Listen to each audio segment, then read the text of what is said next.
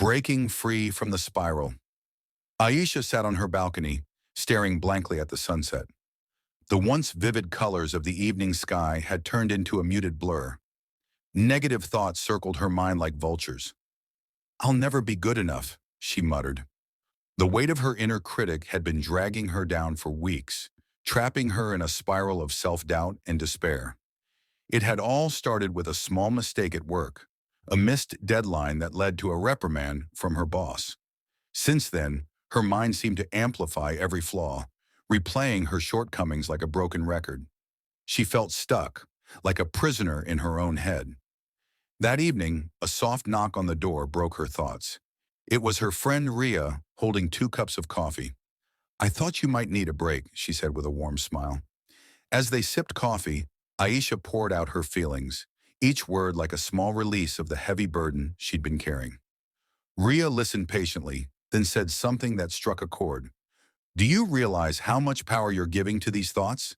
They're not facts, Aisha. They're just thoughts." Ria's words lingered in Aisha's mind long after she left. That night, Aisha decided to confront her negativity.